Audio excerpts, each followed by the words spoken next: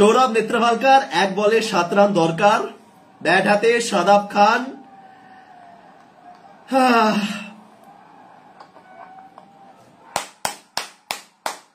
USA পাকিস্তানকে পরাজিত করেছে, 6 জায়গায় তারা নিয়েছে সিঙ্গেল।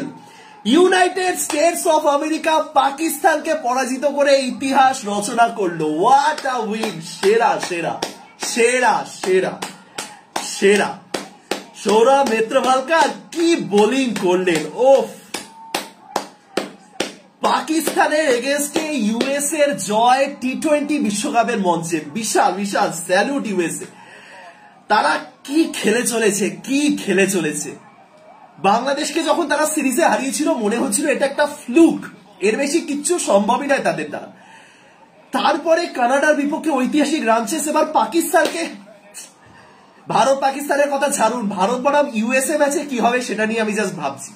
ভারত বনাম ইউএসএ ম্যাচটা কি, ভারত ইউএসএ ম্যাচটা কি রয়েছে? 1 মিনিট আমি দেখে বলছি।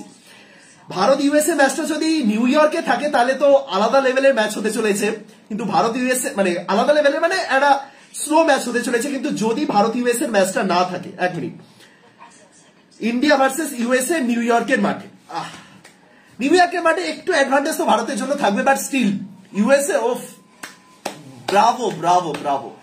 কি ম্যাচ দেখলাম আমেরিকা, কি ম্যাচ দেখলাম! দারুণ দারুণ। এই জায়গাতে দাঁড়িয়ে পাকিস্তানের 1000টা ভুল ত্রুটি আপনি খুঁজে বার করতে পারেন, কিন্তু ইউএসএ যে লড়াইটা করেছে বিশাল বিশাল। একজন ভারতীয়, একজন পাকিস্তানি, ভারতীয়দের একজন না, ভারতীয়দের মধ্যে 2 জন রয়েছেন। একজন রয়েছেন হরমিত সিং, তিনি ভারতীয় দল একসময় খেলতেন, এবং সৌরভ নেত্রভালকার, যিনি সুপার ওভারে রান ডিফেন্ড করে দিলেন।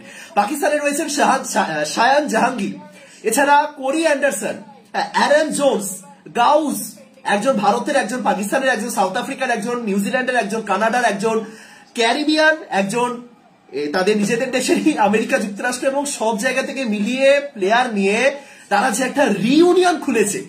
তারা যে ছোট মানে অনূর্ধ্ব-19 লেভেলে যে সমস্ত প্লেয়াররা খেলেছিলেন, তারপরে আর সিনিয়র দলের হয়ে খেলতে পারেনি, সেই সমস্ত প্লেয়ারদের যে রিউনিয়ন তারা বানিয়েছে, সেই ইউনাইটেড স্টেটস অফ আমেরিকা তারা পাকিস্তানকে পরাজিত করলো। ওফ, কি ফ্রেম! সৌরভ নেত্রভালকার মাঠে বসে পড়েছেন, 2 হাত ছড়িয়ে ধরেছেন, তাকে সে জড়িয়ে ধরলেন হরমিত সিং, ভারতের 2 প্রাক্তন আন্ডার-19 ওয়ার্ল্ড কাপের প্লেয়ার। হরমিত সিং, তিনি আন্ডার-19 ওয়ার্ল্ড কাপ চ্যাম্পিয়ন দলের প্লেয়ার। এবং আমেরিকার জয় পাকিস্তানের বিপক্ষে, সেরা সেরা, এবং বাঁধিয়ে রাখার মতন ফ্রেম তাদের ক্রিকেটে। আলাদাই জমে গেছে এবারে টি-20 বিশ্বকাপ, মানে অ্যাকচুয়ালি আলাদাই জমিয়ে দিয়েছে এই ইউএসএ। আপনি যদি টি-20 বিশ্বকাপের প্রত্যেকটা ম্যাচ ফলো করে থাকেন, আপনার মনে হবে এবারে টি-20 বিশ্বকাপ সবচেয়ে বোরিং, এবং মনে হতে বাধ্য। আপনি দেখুন আজকে সকালবেলা যে ম্যাচটা হলো, অস্ট্রেলিয়া, তারাও যেভাবে ব্যাটিং করছিল, ডেভিড ওয়ার্নার যেভাবে ব্যাটিং করছিলেন, মনে হচ্ছিল যে ভাই কি হচ্ছে, এটা কি দেখছি, এরকম ভাবে টি-20 বিশ্বকাপ হয় না। আপনি যদি আজকে সকালে আরো একটা ম্যাচ, যেটা ছিল উগান্ডা এবং পাপুয়া নিউগিনির মধ্যে, 70 রান না 77-এর মধ্যে অল আউট করে দেওয়ার পরও, পাপুয়া নিউগিনিকে অল আউট করে দেওয়ার পরও পাপুয়া নিউগিনি যেভাবে বোলিং করছিল, মনে হচ্ছিল ওই রানও তারা ডিফেন্ড করে নেবে। সুতরাং একটা লো স্কোরিং ম্যাচ বারবার, এবং নিউ ইয়র্কের পিচ নিয়ে তো কিছু বলার নেই। মনে হচ্ছিল যেন এবারে বিশ্বকাপ খুব বোরিং একটা বিশ্বকাপ হচ্ছে। তার মাঝে ইউএসএ যে লড়াইটা করছে, ইউএসএ এই টুর্নামেন্টের যে কি বলবো, মানে পারদ একেবারে বাড়িয়ে দিয়েছে, উত্তেজনার চরমে। 159 রান পাকিস্তান ডিফেন্ড করতে সক্ষম হলো না। কখন হলো না? তারা প্রথমে সেই রানটা একদম সমান সমানে গিয়ে থামলো, তারপরে সুপার ওভারে। দারুণ দারুণ দারুণ দারুণ ম্যাচ। ম্যাচ সম্পর্কে যদি ছোট্ট করে বলি, অনেকক্ষণ ধরেই আমি লাইভে আছি, যারা নতুন জয়েন করছেন, ম্যাচটা শেষ হওয়ার আগে থেকে, সুপার ওভারের সেকেন্ড ইনিংস শুরু হওয়ার আগে থেকে আমি লাইভে চলে এসেছি, এবং একটা দারুণ ম্যাচ দেখলাম। বিশ্বাস করে এরকম ম্যাচ আমি ভাবছি নেক্সট টাইম যদি এরকম সুপার ওভার হয় বা এরকম উত্তেজনার ম্যাচ থাকে, আমি আগে থেকে লাইভে আসবো, ঠিক আছে? বাবর আজম আজকে 43 বলে 44 রান করেছেন। প্রথম প্রশ্ন, বাবর আজমের যে ইনিংসটা আপনারা দেখেছেন কতটা স্লো ছিল? সবার আগে এই প্রশ্নটা করা উচিত। বাবর আজমের আজকের ইনিংসটাকে কতটা দুর্দান্ত বা কতটা খুবই খারাপ, কতটা মানে দুর্দান্ত অথবা কতটা জঘন্য বলা যেতে পারে? দুর্দান্ত শব্দটা আমি ব্যবহার করলাম এই কারণে, কারণ এই পিচে আপনি দেখতে পাবেন বাবর আজম ছাড়া বাকি যারা টপ অর্ডারে ব্যাটিং করতে এসেছেন, হ্যাঁ, তারা কিন্তু ম্যাক্সিমাম ফ্লপ হয়েছে। আমেরিকা প্লেয়ারের হাতে ম্যান অফ দ্য ম্যাচের পুরস্কার তুলে দিচ্ছেন ওয়াসিম আকরাম, তার মুখে হাসি, অ্যাজ ইফ তিনি খুব খুশি। কিন্তু বিশ্বাস করুন এই সময়, এই সিচুয়েশনে তার মনের ভিতর কি চলছে সেটা বর্ণনা করা যাবে না। এই হলো সেই পাকিস্তান যারা একটা সময় মানে সেই ওয়াসিম আকরামের পাকিস্তান যারা একটা সময় বিশ্ব ক্রিকেটে একটা অপরিরোধ্য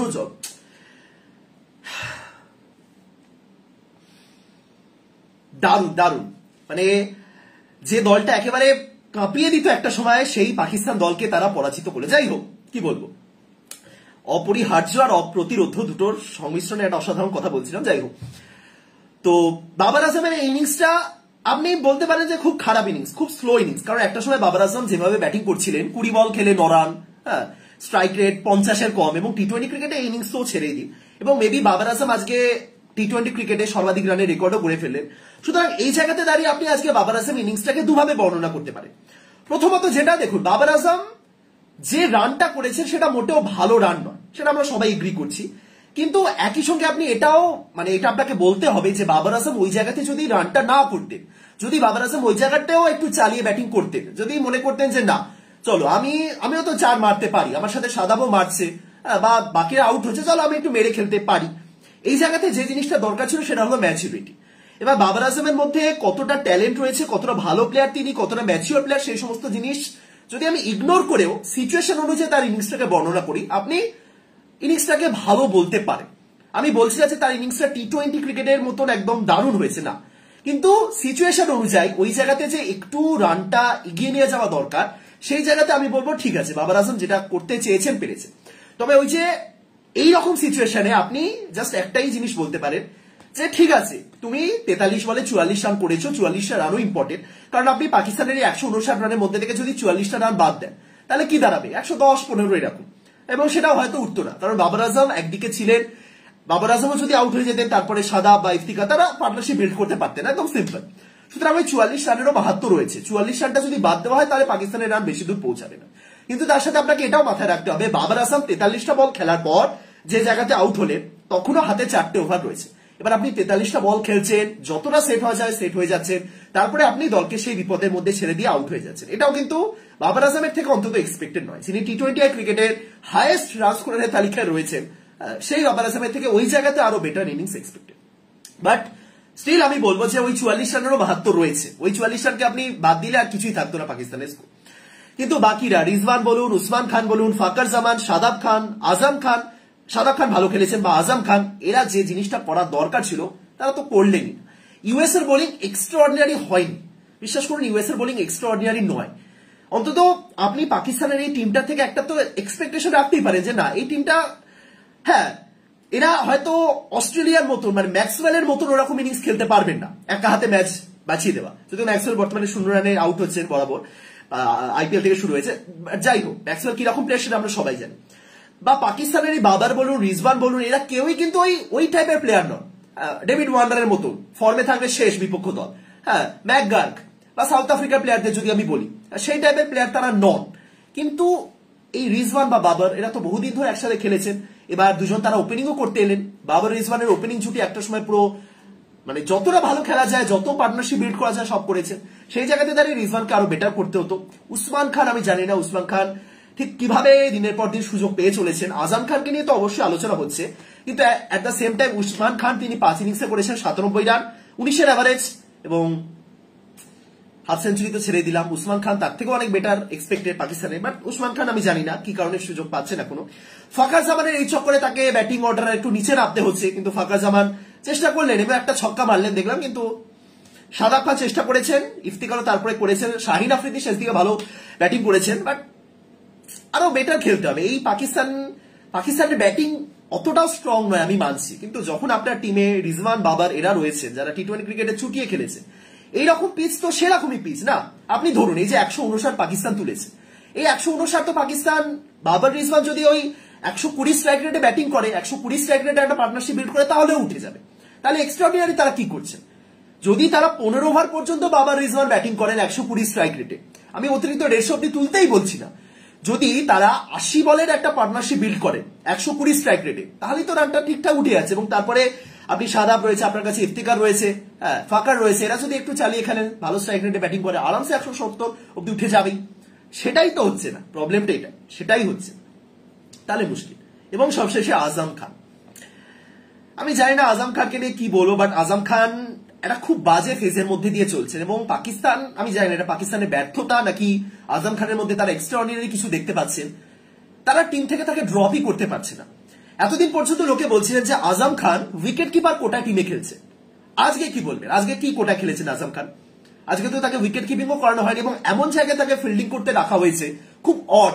যখন বল তার কাছে যাচ্ছে, একাধিকবার বল তার কাছে গেছে এবং আপনি নিজে বলুন এই জায়গাতে দাঁড়িয়ে কোনো ক্রিকেটারকে বা কাউকে বডি শেমিং করা উচিত না, সেটা আমি করছিও না, বাট স্টিল আপনি ফিল্ডিং করতে এসছেন, আপনি ব্যাটিং করছেন খুব ভালো, এরকম বিশ্বের বিভিন্ন দলে রয়েছে। রাকিম কর্নওয়াল তিনি কি খুব খারাপ প্লেয়ার? না। ইভেন আজম খান তিনিও যথেষ্ট ভালো, কিন্তু ফিল্ডিং এর সময় আপনি যদি ইনার সার্কেলের মধ্যে আজম খানকে রাখছেন বা ইভেন যদি বাউন্ডারি লাইনের ধারেও রাখছেন যেখানে বল নিয়মিত আসার চান্স রয়েছে এবং সেই জায়গাতে আজম খানের কাছে বল আসছে, আজম খান কেমন ফিল্ডিং করলো কেমন করলো না, কটা ক্যাচ ধরলেন কটা মিস করলেন, সেই সব কিছু বাদ দিন, কিন্তু আপনার কি মনে হচ্ছে পাকিস্তানের ওই ফিল্ডিং এ আজম খান কোনোভাবে একজন ফিল্ডার হিসেবে সেট হচ্ছে? মনে হচ্ছিল তিনি একমাত্র কিপিংটাই করতে পারেন, আর কিছু করা সম্ভবই নয় তার জন্য। তাও যে কয়েকটা ক্যাচ মিস করছিলেন সেই কারণে হয়তো তার জায়গায় রিজওয়ান ক্যাচকে কিপার রাখা হলো এবং তাকে নর্মাল ফিল্ডিং এ পাঠানো হলো। এইটাই কিন্তু খুব মানে অড লাগছে দেখতে, এইটুকুনি আমি বলতে পারি।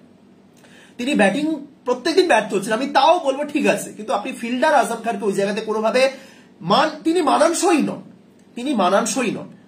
হ্যাঁ, অনেকের হয়তো চেহারা ভারী থাকে কিন্তু তাদের মধ্যে সেই ফিটনেসটা থাকে, সে একটা হয়তো আপনি ঠিকঠাক দৌড়াতে পারবেন না, হয়তো আপনার সিক্স প্যাক নেই, হয়তো আপনাকে যখন আপনি দৌড়াবেন মনে হবে যেন না এটা একটু ফিট হলে ভালো হতো, কিন্তু স্টিল কিছু কিছু প্লেয়ার থাকে যাদেরকে দেখে আপনার মনে হয় যে না এরা চলে যাবে, এদেরকে আমরা রাখতে পারি, এই টিমে এরা অপরিহার্য। প্রথমত পাকিস্তান টিমে কেউই অপরিহার্য হন বলে আমার মনে হয় না এবং আজম খানের মতো প্লেয়ার তিনি কিভাবে অপরিহার্য হয়ে যাচ্ছেন আমি অন্তত বুঝতে পারছি না। সুতরাং আজম খানকে এবার ভাবতে হবে পাকিস্তানকে যে কিভাবে এই প্লেয়ারটাকে চেঞ্জ করা যায়। প্রথমত আজম খান আজকে ব্যাটিং করতে এলেন 1, 2, 3, 4, 5, 6 নম্বরে। হ্যাঁ, তার হাতে বড় হিট রয়েছে, আমি আবারও বলছি তার হাতে বড় হিট রয়েছে, যেদিন লাগবে সেদিন লাগবে, কিন্তু লাগছে না। আজকে যেভাবে ফার্স্ট বলে আউট হলেন ওই জায়গাতে নেমে খুব অড। পাকিস্তান টিমে আর কে আছে তাকে রিপ্লেস করার মতন? সাইম আয়ুব রয়েছেন বা ইমাদ ওয়াসিমকেও ট্রাই করা যেতে পারে, ইমাদ ওয়াসিম থাকলে আরেকজন অতিরিক্ত স্পিনার অলরাউন্ডারের একটা অপশন খুলে যাবে। আপনাকে ইফতিকারকে দিয়ে ট্রাই করতে হচ্ছে, সেখানে আপনি ইমাদকে আরেকজন স্পিনার হিসেবে পাবেন। স্পিনার অলরাউন্ডার খুব একটা খারাপ খেলেনি ইফতিকার, পিএসএল এ খেলেছেন, সুতরাং রিপ্লেস করতে হবে। যেটা হচ্ছে যেটা করছেন খুব একটা মানে মধুর ব্যাপার কিন্তু একদমই নয়। এবং পাকিস্তানের ব্যাটিং 159, ঠিক আছে, আমি 159 রান হওয়ার পরও আপনি কোনোভাবেই বলতে পারেন না যে পাকিস্তান ইজিলি ম্যাচের বাইরে চলে গেছে, অসম্ভব। কারণ পাকিস্তানে যে 4 জন পেসার রয়েছে, শাহিন, আমির, নাসিম, হ্যারিস, সবচেয়ে চাপের বিষয় ছিল তাদের জন্য হ্যারিস রাউফ, তিনি ফর্মে ছিলেন না। সেই হ্যারিস রাউফ অ্যাকচুয়ালি ভালো বোলিং করছে।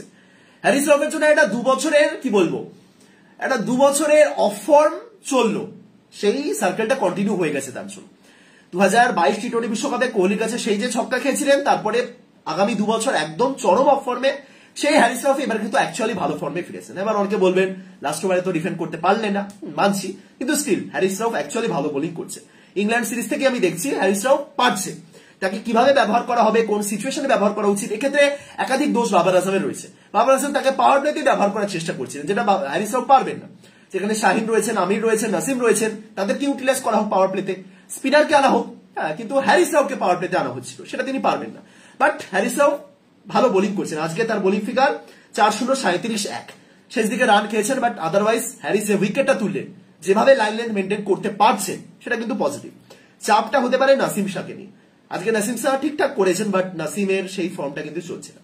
শাহিন আফ্রিদি আজকে 4 ওভারে 33 রান দিয়েছেন এবং সেই জায়গাতে হ্যাঁ মনে হতেই পারে যে শাহিন 4 ওভারে 33, সেখানে আমির 4 ওভারে 25 রান, একটা উইকেট। আজকে আমার আমির বেটার, কিন্তু মানতে এটা আপনি মানুন আর না মানুন, আমির অবশ্যই ভালো বোলার। আমির তার প্রাইমে এই শাহিনের চেয়ে অনেক বেটার ছিলেন, আমি 100% এগ্রি করছি। মোহাম্মদ আমির তার প্রাইমে এই শাহিন আফ্রিদির চেয়ে অনেক বেটার ছিলেন, কিন্তু এই মুহূর্তে দাঁড়িয়ে আমি শাহিন শাহ আফ্রিদির রিপ্লেসমেন্ট কেউ নেই। শাহিন শাহ আফ্রিদি এই মুহূর্তে বেস্ট।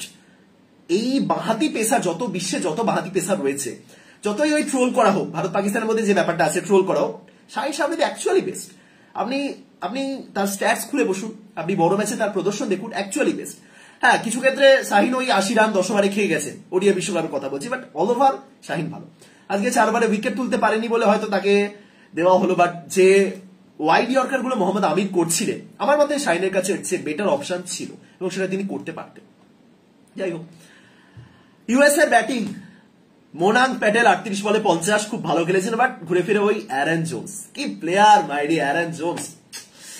26 বলে 36, আগের দিন 94, আজ 36, কি খেলছে।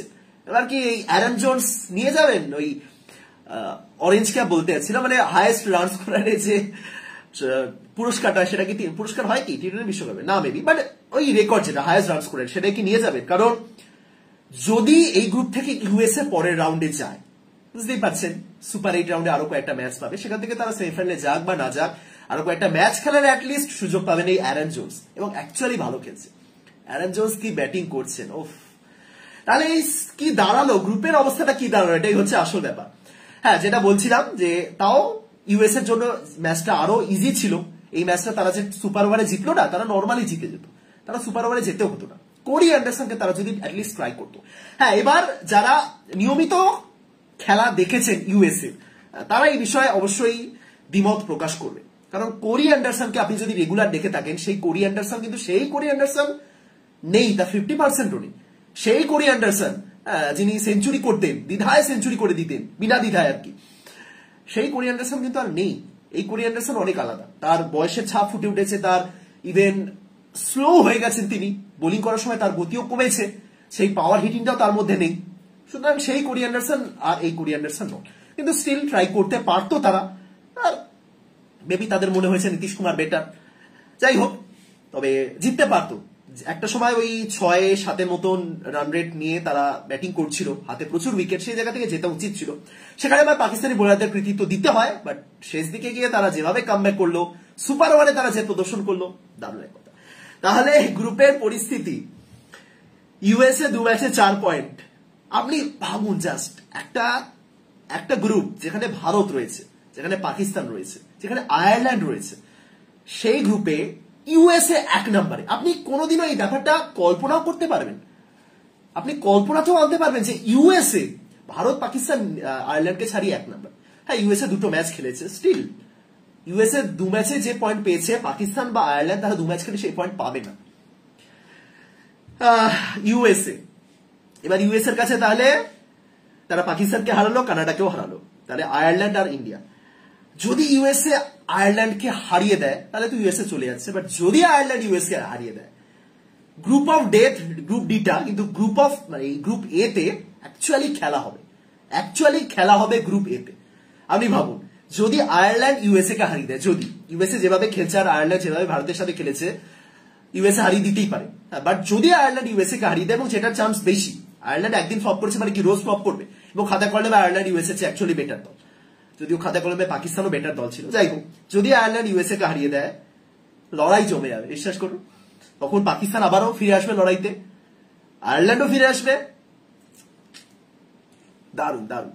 ইউএসএ এর জন্য একটা হাততালি, একটা জোরে হাততালি। আমি উঠে দাঁড়িয়ে হাততালি দিতাম। ম্যাচটা শেষ হয়েছে যখন, এই লাইভ ভিডিও শুরুর দিকে আমি ম্যাচটা দেখতে দেখতে একদম দারুণ, ওয়েল প্লেড। এবারে টি-20 বিশ্বকাপের সবচেয়ে এন্টারটেইনিং টিম যদি কেউ থেকে থাকে, ইউনাইটেড স্টেটস অফ আমেরিকা, নিঃসন্দেহে নির্দ্বিধায় আপনি বলতে পারেন ইউএসএ একটা অ্যাসোসিয়েট দল হিসেবে আইসিসি র্যাঙ্কিং একদম পিছনের সারিতে রয়েছে, 18 প্রবাবলি। সেই দলটা কানাডাকে হারিয়েছে, এটা বাদই দিলাম, সেটা একটা ঐতিহাসিক চেস ছিল। তার আগে বাংলাদেশকে টি-20 সিরিজ হারিয়েছে, সেটাও আমি বাদ দিলাম, বাট পাকিস্তানকে হারানো বিশাল ব্যাপার, বিশাল। ভিডিওটা আজকে এখানে শেষ করছি, আশা করি সবাই ভালো আছেন, ভালো থাকুন। এইরকম ম্যাচ দেখতে পেলেই তো দিনের শেষে ভালো, তাই না? সকালবেলা এমন ম্যাচ হয় সকালবেলা, মানে আজকে অন্তত যা ম্যাচ হয়েছে, ঘুমচোকেও আরো ঘুম পেয়ে যাচ্ছিল ওরকম ম্যাচ দেখতে দেখতে। বাট এইরকম ম্যাচ তো একদম রাত 1:30টার সময় তো একদম। ভিডিওটা শেষ করছি, দেখা হচ্ছে পরের ভিডিওতে। ততদিন সবাইকে টাটা, গুড নাইট।